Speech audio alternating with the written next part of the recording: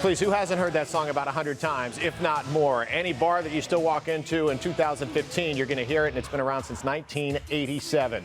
One of the men who is known for the work on that song, playing the drums on Pour Some Sugar on Me and many, many other classics, is Rick Allen. When he's not touring with Def Leppard, he's pouring paint on the canvas, trading the drumstick for a paintbrush. And this weekend, you can see Rick Allen's other works of art on display. There's one of them. I love that. The works of art on display right here in the D.C. region. For details and a few stories from the road, if we can get them out of him, Rick Allen joins us now live. It's good to see you, man. How are you? Fantastic. It's a pleasure. Really good. So it's nice good to be see here. you. So good to see you. So, listen, we were just chatting about drumming a little bit, and I have to embarrass myself because as an amateur musician, I've never embarrassed myself. Back in the day. No, I'm sure you never have. This was me, Rick, back in the day, and you can just kind of see the mullet was just starting to grow out at that point. Fantastic. That's brilliant. That's brilliant. You look just like me. You got all the talent, though, and you had much better hair back in the day and now as well. It must have been fun, but I heard that you joined Def Leppard when you were a teenager. You're like 15 years old, right? Yeah, around my 15th birthday, I saw a piece in the local newspaper, Leopard Loses Skins, went to do the audition, got the job, and then by the time I was 16, I was like opening up for AC/DC and all these incredible bands. So very blessed. Are you thinking at the time just like disbelief, like I can't believe I'm part of this whole thing? Or did you not realize at that time how big things would become for you? I'm not sure I could think that far in advance, but looking back, what a gift for a kid of my age.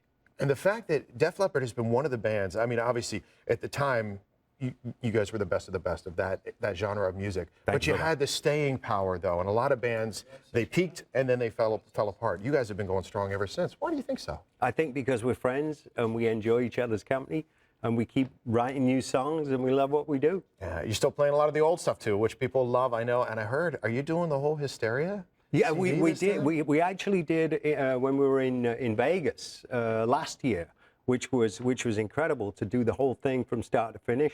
I think we'll revisit that, but I think for on the tour, we're just going to keep it, try and please as many people as we can and play as many different songs from as many different records as we possibly can. Well, I have to be honest, as we stay on the music front, to me, I think Pyromania is probably closest to me. Fantastic. Because in Photograph in particular, cool. Obviously because of a girl, and I was trying to impress her because she said she liked it. So I was like, I got to go learn all this. And I couldn't. This was back in the day, no internet. So I was just like, what are they saying in this song? And Rock and Roll Clown always had me confused because I couldn't figure out what it was. And I was like, I'm going to listen until I can figure this out. I'm going to impress that girl. Fantastic. Yeah, it didn't work. But I tried, Rick. I tried. That's excellent. So when did you swap the drumsticks for the paintbrush? Or did you always have that part of the artistic in you?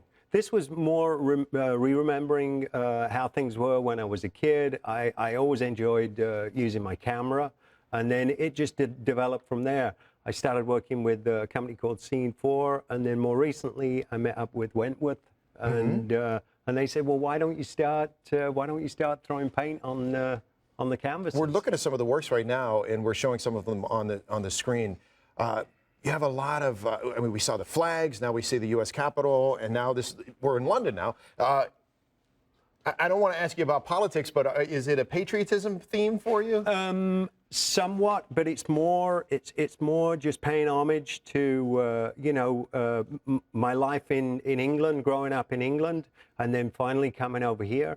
I only came over here when I was like, let's say 1980. That was the first time I came over here. So, what I thought America was like and what the actual experience of being in America was like, two completely different things. But now I live here, so, it's been a pretty colorful life. I've had a very varied sort of experience. It's fantastic. Some of the ones we're looking at here, walk us through. Are these start as photographs?